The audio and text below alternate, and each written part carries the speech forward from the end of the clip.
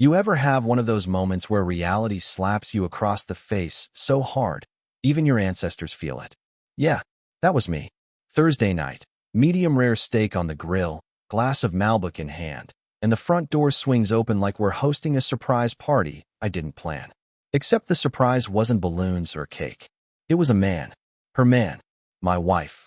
Well, soon-to-be ex-wife if the flames in her eyes were anything to go by.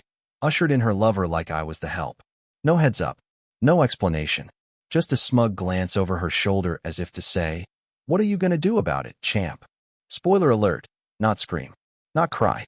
I just took a sip of wine and nodded at the guest like we were playing poker, and I had a royal flush in my back pocket. "Mark will be staying the weekend," she said. Slipping out of her heels like this was the damn Ritz-Carlton. Mark, for his part, had the decency to look awkward. Not leave and apologize to the husband you just cucked awkward, but still. The kind of man who probably rehearses his angry comebacks in the mirror and loses arguments to his barista. And now he was standing in my house with his hand on my wife's waist, eyeing my bourbon collection like he was picking a prize from a shelf. I didn't speak. Not out of shock. Out of strategy. See, the thing about people like my wife, let's call her Madison, they confuse silence for weakness.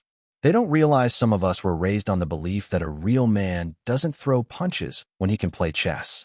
And brother, I'd been playing chess for a while. The next morning, the clause came out. She served me a freshly printed stack of divorce papers with the kind of smile you reserve for firing someone you always hated. "I want half," she said, arms crossed, hip cocked like a villain in a telenovela. "Half of everything. Especially the company." Ah, yes. My company. The business I built from a garage with an IKEA desk and nothing but caffeine and spite. The same company she once said would never go anywhere. Now she wanted a cut. I laughed. I couldn't help it. Not out of mockery. Out of pity. She genuinely thought I hadn't seen this coming. That I'd be blindsided. That I'd crumble at the sight of legal jargon and lose myself in the idea of losing her. "Sign them," she snapped. "Now." So I signed. Didn't flinch. Didn't blink. Just passed the pen across the counter, right after checking that the notary her boyfriend brought wasn't wearing a wire. Mark had been standing in the kitchen doorway the whole time, arms folded, chest puffed like he was guarding the queen. I gave him a nod on my way out of the room. 2 weeks later, the ink was dry, the champagne was chilled on their end, and Madison waltzed into my former office with all the arrogance of a child holding a monopoly deed. She wanted her half. But what she didn't know, what she never bothered to ask, was that 2 months ago, I had legally dissolved the original LLC and transferred every viable asset into a new S-Corp registered in Nevada under a completely different holding company. The one she just got half of, it had more liability than assets. The kind of thing any halfway decent accountant would run screaming from. She wanted half the kingdom? I gave her the drawbridge. And she walked away smiling, right into the moat. 2 weeks to the day after our little kitchen table signing ceremony, Madison strode into my old company HQ like she was doing a TED Talk. I say my old company because technically, legally, and very deliberately, it no longer belonged to me. Not on paper anyway. She wore her "I'm a boss" blazer, the red one that made her feel powerful. I used to love that blazer. Now it looked like it belonged on a failed real estate agent. She wasn't alone, of course. Mark, the human accessory, trailed behind her in a sweater vest and smugness, looking like he'd just closed his first big deal on a used Prius. I watched them on the lobby security feed from my new office, across the city, behind 3 LLCs and a firewall. You learn to stay one move ahead when you marry someone who plays games and underestimates the rules. She stepped up to the reception desk, announced her full name, and said she was here to assume joint management responsibilities. My assistant, Brianna, who deserves a raise just for keeping a straight face, told her politely that her name wasn't listed as a managing partner or shareholder of anything in our system. That's when the eyebrows came up. Madison doesn't handle confusion well. She likes to control the script, and when the plot deviates, she tends to get shrill. "I own half the company," she snapped. "No, ma'am," Brianna replied calmly. "You own half of a dissolved LLC that was liquidated before your divorce settlement was finalized. The entity that occupies this building is an entirely different corporation." Cue blinking and sputtering. I leaned back in my chair, watching the feed, sipping on a latte like it was a movie premiere. I may have even thrown a few M&Ms into the air just to see if I could catch them in my mouth. Spoiler, I can. Talent of mine. She demanded to speak to someone in charge. Well, that was still technically me, but I figured I'd let my attorney handle this one. Rachel is a woman with cheekbones that could cut glass and a temperament that suggests she files her nails with court subpoenas. She stepped out of the elevator dressed in a black suit that screamed, "Don't test me unless you're into public humiliation." "Mrs. Taylor," Rachel said smoothly, extending a hand. Madison ignored it. "It's Henderson again," she hissed, clearly trying to reclaim some dignity. "I have legal ownership of half this company." Rachel blinked once. Slowly. "That company no longer exists. It was legally dissolved and absorbed into a holding structure before your divorce was finalized. You received half of what remained, as stipulated in the settlement. And what remained was nothing," Madison shouted. Rachel shrugged. "You should have read the fine print." Mark finally spoke up, bad move on his part. "You can't just screw her out of what's hers." Rachel turned to him like she was spotting lint on a tuxedo. "Sir, who are you again?" "I'm her partner." "In business?" "No, in—" "Then this conversation doesn't concern you." He went pale. It was beautiful. At this point, Madison was shaking. Her lips were tight, her knuckles white. She pulled out her phone and started dialing her lawyer, presumably. Rachel reached into her briefcase, handed her a sealed envelope, and said, "This is your formal confirmation of the settlement. If you wish to contest it, we'll see you in court. But I wouldn't advise it unless you enjoy paying legal fees you can't afford." Boom. Done. Curtain drop. Back in my new office, I stood and stretched. Chess game 1. Now, before anyone paints me as some cold-hearted CEO out to destroy a woman for being unfaithful, hold up. I didn't burn the bridge. She set it on fire, roasted marshmallows over it, and invited another man to sit beside her.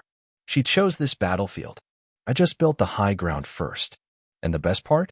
I wasn't even angry anymore. Anger's a fast-burning fuel. Strategy? That's nuclear. I never wanted to be the kind of guy who wins. Not like this, anyway. My original goal? Simple. Build something. A life. A company. Maybe a couple of kids. The usual picket fence dreams with a side of ambition. But Madison, well, Madison wanted more. And then she wanted different.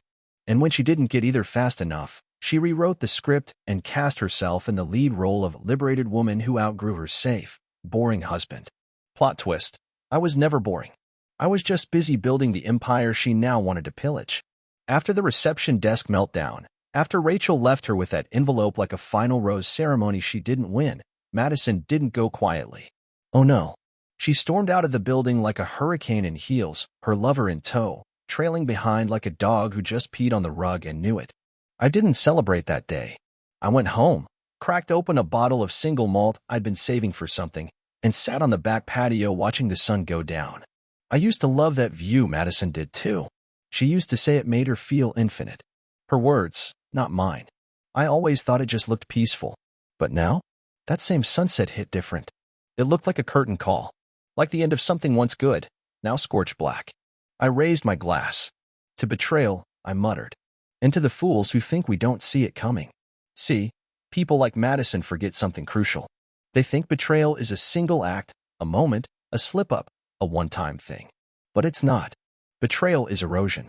It's the slow grind of disrespect and selfishness disguised as independence. It's not her sleeping with Mark that broke me. It's the dozen little ways she left before she ever took off her ring. The missed dinners. The fake smiles. The vacation she suddenly needed to reconnect with herself. Turns out she was reconnecting with Mark's lap. She thought she was playing checkers while I was playing chess. But what she didn't realize, I built the board. After my drink, I opened my laptop. See, this wasn't just about emotional closure. This was about long-term play. The real cleanup. I logged into the private email I'd set up months ago, one she never knew existed. Inside, recordings, documents, asset transfers, emails forwarded from a burner account. A breadcrumb trail that led straight back to her behavior, the lies, the manipulation, the texts she deleted thinking I'd never see them. Everything was archived. Dated. Secured. I'm not talking revenge porn or gossip trash. I'm talking leverage. Real leverage. I hadn't sent it to anyone. Not yet. But it was ready.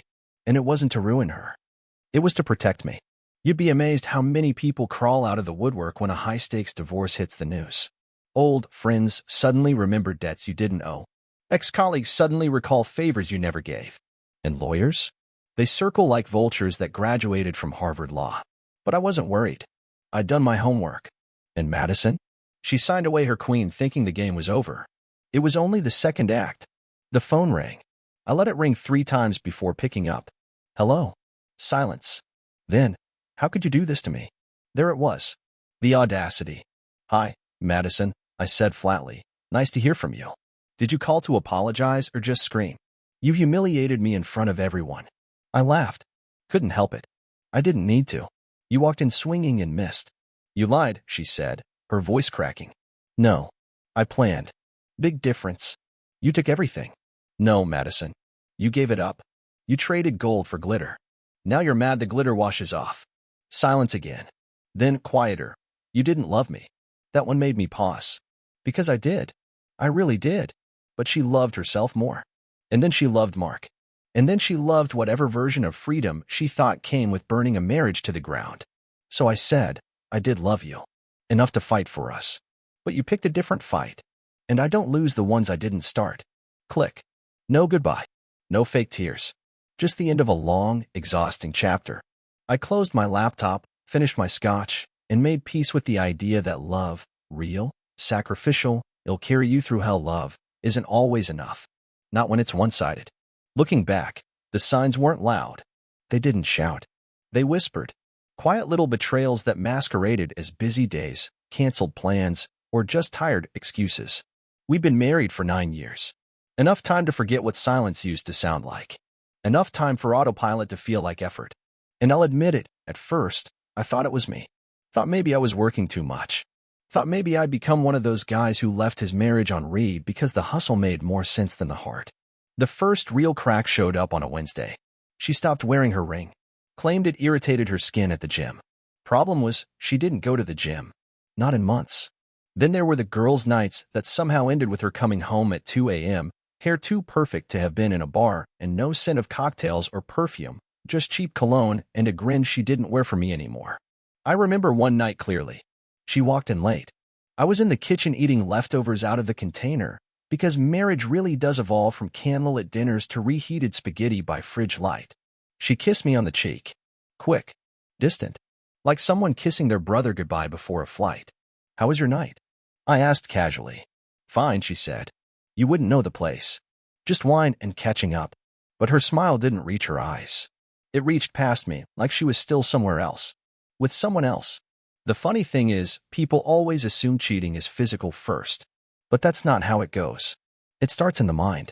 She stopped asking how my day was. Started using her phone like it was a part-time job. Flipped the screen over when I walked into the room. Laughed at jokes I didn't hear. Smiled at texts I didn't send. And me? I gave her grace. I gave her benefit of the doubt. I gave her more rope than any man should. Because I loved her. And I trusted her. And like most fools in love, I wanted to believe we were just in a rough patch. But then came the trip. Company retreat, she called it. Weekend in Denver. Supposedly just her department. What she didn't know was that I still had access to our shared cloud account, and she forgot to unlink her iPad. She didn't send pictures. But her iMessages did. A name I didn't recognize. Mark. A few flirty lines, nothing too damning, until she typed. I wish I could wake up next to you every day. That one hit different. Because it wasn't lust. It was intimacy. She wasn't just cheating on me. She was replacing me. No, I'm not the type to react. I'm the type who calculates. So I started documenting everything. I screen capped every message, saved GPS pings from her phone, and took note of every retreat, she went on. You'd think this would be the moment I confronted her. The moment I exploded, flipped a table, demanded answers. Nope. I took her to dinner instead. Sat across from her at a high-end restaurant. Watched her sip Pinot like she hadn't just sent, I missed your body to another man an hour earlier. You've been different lately, I said. Everything okay? She nodded, too quickly. Just stress. Work's insane. We need a vacation. I smiled. I wanted her to feel safe. Wanted her to think I was oblivious. Because sometimes, letting someone think they're getting away with it is the only way to really catch them. They get comfortable. And comfort makes people sloppy. The very next week, she invited him to the house. That was the moment. The one that flipped a switch I didn't even know I had. See, cheating? That's personal. But bringing him into my home? That's war. You ever watch someone test gravity just to make sure it still works? That's what it felt like, watching Madison push the limits of what I tolerate. But it wasn't just a test. It was a statement. A power play. The kind of move you make when you think the other person is either too stupid to catch on or too weak to act. She thought I was both. It was a Saturday afternoon. I was supposed to be at a trade show in Chicago. She made sure I was supposed to be there. Even offered to pack my bag. Thing is, I never got on the plane. Why? Because 2 days earlier I got a curious ping from the home security system. Not the usual motion alert. A device pairing request. A new fingerprint being added to the smart lock. Marks. That's when I knew she wasn't sneaking around anymore. She was making herself at home with him, in my home. So I canceled the trip. Quietly. Didn't tell her. Didn't update the calendar she tracked. Instead, I checked into a hotel 10 minutes away, grabbed a six-pack, and logged into the house's interior camera system. I'd installed the cameras for security, standard perimeter setup, couple inside the house. Nothing in the bedroom. I'm not a creep. But the living room, the kitchen, the hallway? Crystal clear view. And sure enough, at 2:17 p.m., I watched her waltz through the door with Mark behind her like a golden retriever that accidentally stood up on 2 legs. She didn't hesitate. Didn't pause. Just walked straight in, kicked off her shoes, and poured herself a glass of my bourbon, my $200 bottle, and handed a glass to her plus one like she was the new homeowner. They laughed. Sat on the couch. Played footsie. Kissed like teenagers. I watched it all. And the whole time, I didn't feel rage. I felt clarity. She just handed me the keys to my own freedom. And she thought she was stealing the castle. That night, while they were still giggling in my kitchen, probably pretending they were the underdog love story of the year, I was sitting with my lawyer, finalizing the document she'd try to shove in my face 2 weeks later. I didn't flinch. I smiled. Because I knew what was coming. She thought the house was hers. Didn't know I'd already transferred the deed into a trust 6 months earlier. She thought she could take my company. Didn't know it no longer existed in the way the IRS or the courts would recognize it. And the best part? She had no idea I'd wired the living room with audio that night before I left for my trip. It wasn't for revenge. It was for insurance. In the divorce world, hard proof is gold. Audio proof is platinum. Her voice, her words, recorded in high-definition confessionals, bragging about how she finally made him snap, and that, once I get half the company, we'll move to Costa Rica. Costa Rica. My God. She thought this was a Bond movie and she was the mastermind. Mark nodded along, clearly trying to look like he understood half the business speak coming out of her mouth. The guy couldn't spell S-Corp if you spotted him the hyphen. I poured another drink and hit save on the audio file. The next morning, I changed the locks. Legally, she couldn't stop me. House was no longer in our names. Trust controlled. She technically lived there as a tenant with privileges. And after reviewing the footage of her inviting in a guest for unsanctioned activity, well, lease privileges get revoked. She came home that night to find the smart lock disabled. She banged on the door for 20 minutes. Called me 15 times. Texted me things like, "What the hell is going on? This is illegal. Let me in, you psycho." I just forwarded them to my lawyer and muted the thread. Eventually, she left. I imagine she went to Mark's place, though something tells me his futon and 4-plant bachelor pad wasn't quite the king's castle she was banking on. The power dynamic had shifted. She didn't know it yet, but the game was over. And now? Now I just had to wait for her to try and cash in on her half. Spoiler alert, the check would bounce. Courtrooms are funny places. People walk in thinking they're either about to be vindicated or avenged, like the whole thing is an episode of Suits. Madison was no different. She walked in like the heroine of her own pity party, dressed in muted designer tones and fake humility, flanked by a lawyer who probably thought this was an easy win against a guilty husband. I sat across the aisle in a tailored gray suit. Not smug. Not defiant. Just composed. I wasn't there to win her back. I was there to bury the last piece of a story I didn't want to keep reading. Her lawyer opened strong. Painted me as the cold, neglectful workaholic who drove his poor, confused wife into the arms of comfort. Claimed I emotionally abandoned her. That she was owed compensation for sacrificing her youth and emotional well-being. That was her opening hand. Then my lawyer stood up, opened her file, and methodically, surgically proceeded to unmake her entire case. Text messages. Bank statements. Timestamped security footage. audio recordings. Everything lined up. Dates, names, locations. Even receipts from hotels I'd never heard of.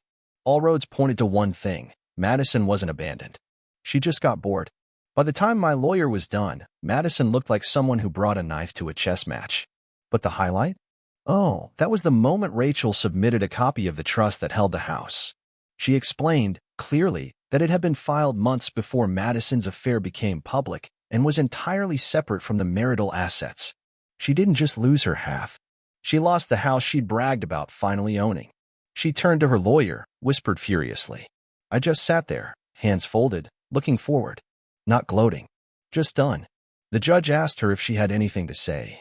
She blinked, paused, then said, I thought he loved me. Silence. Then I stood up and said, I did. I just stopped when I realized you didn't love anyone but yourself. I didn't expect the story to go public.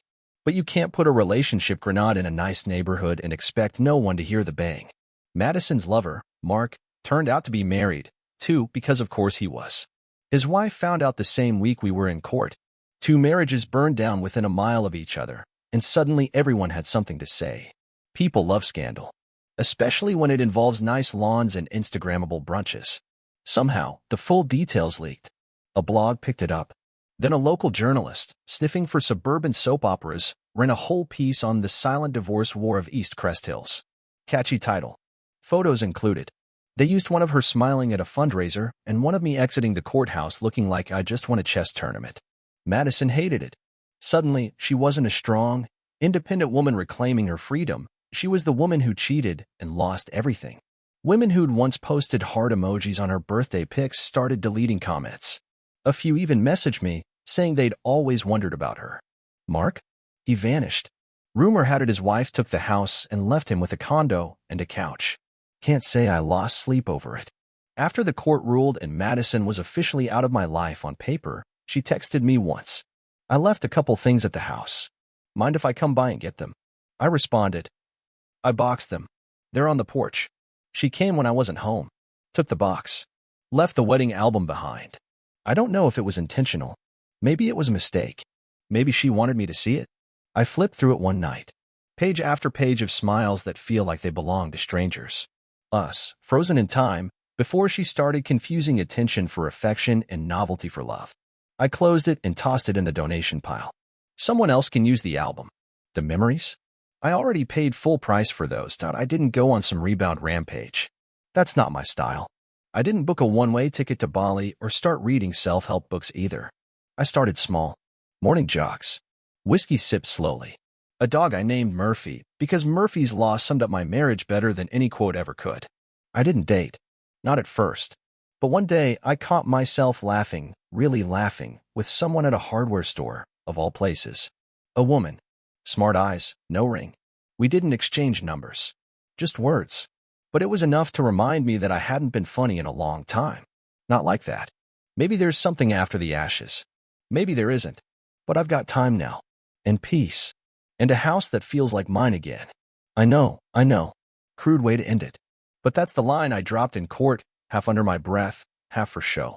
At least I still have my balls. My lawyer winced. The judge cracked a grin. Even Madison almost laughed. It became my catchphrase. My shield. My battle cry. Because yeah, she took the couch. Yeah, she took the years. But she didn't take me. She didn't take my dignity. She didn't take my ability to rebuild. And she sure as hell didn't take my sense of humor. So now, when people ask what happened, I don't give them the whole saga. I don't dive into the betrayal or the courtroom drama or the red blazer of doom.